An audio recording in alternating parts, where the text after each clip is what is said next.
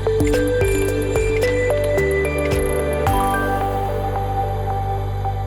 తారీఖు నెల్లూరు రూరల్ మండలంలోని కల్లూరుపల్లిలో గ్రామంలో జరిగిన హత్య గురించి మా రూరల్ పోలీస్ స్టేషన్లో హత్య కేసుగా నమోదు కాబడింది. దానికి సంబంధించి మా ఎస్పీ గారు ఆదేశాల మేరకు అడిషనల్ ఎస్పీ సౌజన్య గారి ఆధ్వర్యంలో రూరల్ డీఎస్పీగా నేను, అలానే మా టీమ్స్ వేణు, అలానే కోవూరు సిఈ గారు, అలానే వెంకటాచలం సిఈ గారు, అలానే నెల్లూరు 5 టౌన్ ఇన్స్పెక్టర్ శ్రీనివాస్ గారు, అలానే 2 టౌన్ ఇన్స్పెక్టర్ వేణుగోపాల్ రెడ్డి వీళ్ళ ఆధ్వర్యంలో ప్రత్యేక బృందాలుగా ఏర్పడి ఈ కేసు అత్యంత ప్రతిష్టాత్మకంగా తీసుకొని ఈ దారుణ హత్యని ఇమీడియట్గా ట్రేస్ చేయాలని చెప్పి ఎస్పీ గారు ఆదేశించడం జరిగింది.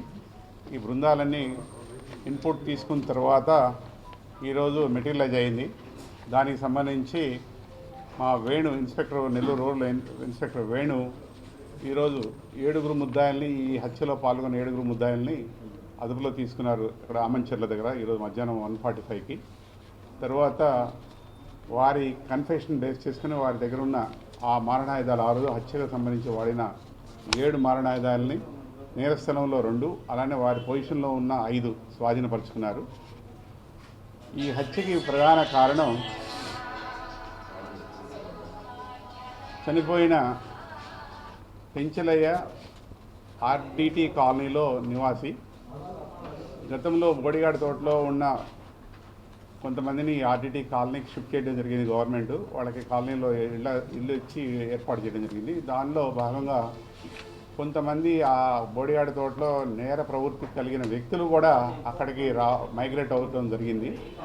దానివల్ల అక్కడ ఉన్న ఎన్విరాన్మెంటు నేరపూరితం అవుతుందనే ఉద్దేశంతో ఆర్డిటి కాలనీలో ఉన్న వ్యక్తులు కొంతమంది ఇక్కడ అసాంఘిక కార్యక్రమాలు జరపకూడదు, అలానే డ్రగ్స్ కావచ్చు, అలానే లిక్కర్ కావచ్చు, అలానే ఇంకా అదర్ దొంగతనాలు కావచ్చు, వీటినన్నింటినీ అరికట్టాలంటే యూత్ కావచ్చు, ఎవరైనా సరే క్రిమినల్ బ్యాక్గ్రౌండ్ ఉన్న వ్యక్తులు అక్కడ ఉండకూడదు, అలాంటి ప్రవృత్తి గల వ్యక్తులను మార్చాలనే ఉద్దేశంతో ఆ కాలనీ వాసులందరూ కలిసి ఒక సమిష్టిగా ఒక కమిటీగా ఏర్పడ్డారు.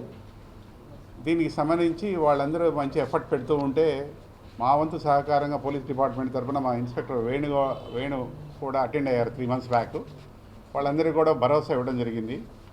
దీంట్లో ఈ నేపథ్యంలో గతంలో ఉన్న ఇల్ ఫీలింగ్స్ వల్ల, అలానే ఈ కాలనీలో వాళ్ళ ఎంట్రీని ప్రివెంట్ చేయడం వల్ల బోడిగాడ్ తోటలో ఉన్న అరవ కామాక్షి అనే లేడీ, అలానే వాళ్ళ అసోసియేట్స్, వాళ్ళ అన్నదమ్ములు కొంతమంది ఈ యాక్టివ్గా ఉండే వాళ్ళ మీద వేషం పెంచుకున్నారు. దాంట్లో ఈ పెంచలయ్య కొంచెం యాక్టివ్గా ఉన్నాడు.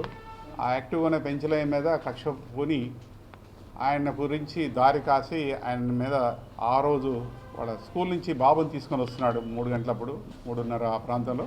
కరెక్ట్ 4:30 అరౌండ్ ఆ కాలనీ కల్లూరుపల్లి దగ్గరకు వచ్చేటప్పుడు వెనక నుంచి స్కూటీతోటి ఆయన నడుపుతున్న స్కూటీని గుద్ది ఆయన కింద పడేటట్టు చేసి మారణాయుధాలతో సుమారు కామాక్షి అనుచరులు 10 మంది వచ్చి పాశవిచ్చకంగా ఆయన్ని నరకడం జరిగింది. కొన ఊపిరితో ఉన్న ఆ వ్యక్తిని పెంచలేని ఇమీడియట్గా గవర్నమెంట్ హాస్పిటల్కి షిఫ్ట్ చేయడం జరిగింది. అక్కడ చికిత్స పొందొచ్చు పెంచలే చనిపోయారు. దానికి ఆయన వైఫ్ ఇచ్చిన కంప్లైంట్ బేస్ చేసుకుని కేసు నమోదు చేయడం జరిగింది నెల్లూరు రూరల్ పిఎస్లో. ఈ సంఘటన జరిగిన తర్వాత మా ఎస్పీ గారు అడిషనల్ ఎస్పీ సౌజన్య గారిని, అలానే టీమ్స్ అందరినీ పంపించి ఇమీడియట్గా ఇలాంటి దారుణ హత్యని ఇమీడియట్గా చేయాలనే ఉద్దేశంతో టీమ్స్ ఫామ్ చేయడం జరిగింది. మా టీమ్స్ అన్ని ఎఫర్ట్ పెట్టడం వల్ల ఈరోజు 7 అదుపులో తీసుకున్నారు. అలానే ఈ 7 దగ్గర నుంచి ఒక 5 కత్తులు, అలానే 3 స్కూటర్లు వాళ్ళు క్రైమ్లో వాడినవి, అలానే నేరం చేసిన తర్వాత పారిపోతున్న ఒక వెహికల్ని, మొత్తం 3 వెహికల్స్ని సీజ్ చేయడం జరిగింది. ముఖ్యంగా ఈ ఆర్డిటి కాలనీలో గతంలో అసాంఘిక చర్యలు జరుగుతూ ఉండేవి. వాటిని ప్రివెంట్ చేయడానికి చనిపోయిన వ్యక్తి, పోలీస్ డిపార్ట్మెంటు కృషి చేస్తున్నారు. భవిష్యత్తులో ఇలాంటి సంఘటన జరగకుండా ఉండాలనే ఉద్దేశంతో మా ఎస్పీ గారి ఆధ్వర్యంలో నిత్యం గాంజా గురించి, అలానే అసాంఘిక శక్తుల గురించి, రౌడీ ఎలిమెంట్స్ గురించి ప్రతి నిత్యం వాళ్ళ గురించి పోలీస్ డిపార్ట్మెంట్ని అన్నిత్యం అప్రమత్తం చేస్తూ ప్రతి సండే రౌడీ షీటెడ్ కౌన్సిలింగ్ కావచ్చు, vehicle checking, surprise checking, card and searches conduct చేస్తున్నారు. దీంట్లో భాగంగా కొన్నిసార్లు మంచి రిజల్ట్స్ వస్తూ ఉన్నాయి. రీసెంట్గా కూడా మా కోవూరు ఇన్స్పెక్టర్ గారు గాంజాని 4 కేజీలు స్వాధీనం చేసుకోవడం జరిగింది. అలానే మా ఇన్స్పెక్టర్ వేణు కూడా 22 కేజీల గంజాయిని స్వాధీనపరుచుకున్నారు. ఈ గాంజా నిర్మూలన కంప్లీట్ నెల్లూరు జిల్లాలో ఎరాడికేట్ చేస్తే నేర ప్రవృత్తి అరికట్టినట్టుగా అవుతుందని చెప్పి మా వంతుగా పోలీస్ డిపార్ట్మెంటు నిత్యం దీని గురించి కృషి చేస్తుంది. ఈ హత్య చేసిన వ్యక్తులు, వీళ్ళతో పాటు సహకరించిన వ్యక్తులు ఇంకా 6 ఉన్నారు.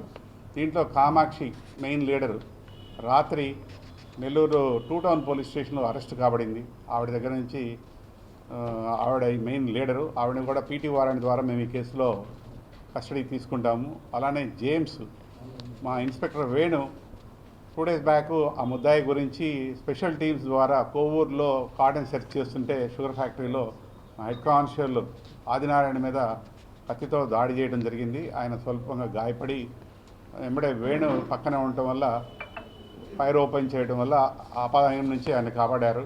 వెంబడే గాయపడిన ఆదినారాయణని దాంతోపాటు జేమ్స్ని గవర్నమెంట్ హాస్పిటల్ తీసుకెళ్ళడం జరిగింది. ప్రస్తుతం వారిద్దరూ చికిత్స పొందుతూ ఉన్నారు. ఈ జేమ్స్ని ఈ కేసులో మాకు క్రైమ్లో అక్యూజ్డ్గా ఉన్నాడు. మెయిన్ క్రైమ్ సీన్లో అతనే యాక్టివ్గా పాల్గొని ఈ హత్య చేయడంలో కీలక భూమిక అతను కూడా. అతను డిశ్చార్జ్ అయిన తర్వాత అతను కూడా ఈ కేసులో పీటీ వారెంట్ ద్వారా మేము అరెస్ట్ చూపిస్తాము.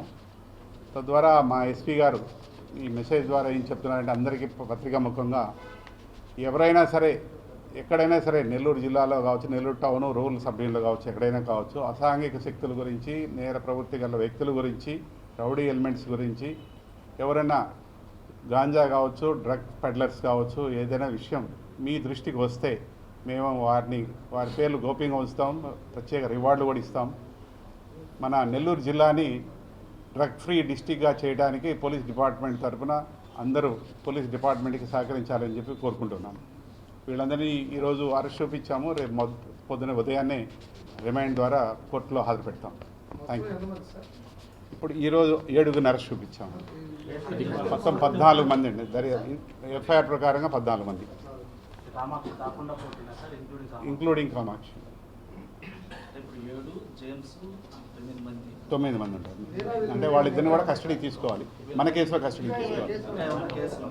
ఇంకా వీళ్ళు 7, ఇంకొక 2, 9 మంది వాళ్ళిద్దరు కాకుండా అదనంగా 5 పీపుల్ ఉన్నారు. ఈ కామాక్షిని వాళ్ళు 2 టౌన్లో అరెస్ట్ చూపించడం వల్ల మనం పీటీ వారెంట్ ద్వారా ఈ కేసులో తీసుకొని విచారిస్తాం.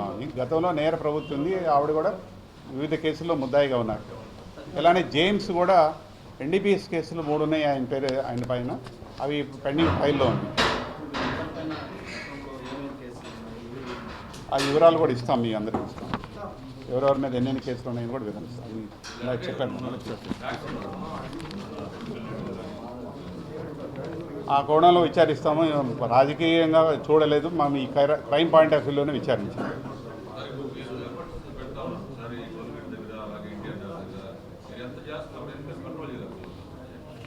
అంటే డ్రగ్ ఎన్డీపీఎస్ అనేది మన జిల్లాలో తయారయ్యేది కాదండి. ఇది వేరే జిల్లాల నుంచి స్మగ్లింగ్ అవుతూ ఎన్ రూట్లో మన జిల్లా ద్వారా ట్రావెల్ కావచ్చు. జిల్లాలో కొంతమంది కన్జ్యూమర్స్, కొంతమంది దీని ద్వారా డిపెండ్ అయిన వ్యక్తుల్ని మనం ఐడెంటిఫై చేసి కన్జ్యూమర్స్ని కూడా స్కూల్ లెవెల్, కాలేజ్ లెవెల్లో కానీ వివిధ కాలనీస్లో కానీ మనం ఐడెంటిఫై చేస్తే యూజర్స్, ఎండ్ యూజర్స్, అలానే సేలర్స్ ఇద్దరిని ఐడెంటిఫై చేస్తే మనం టోటల్గా ఎరాడికేట్ చేయగలం.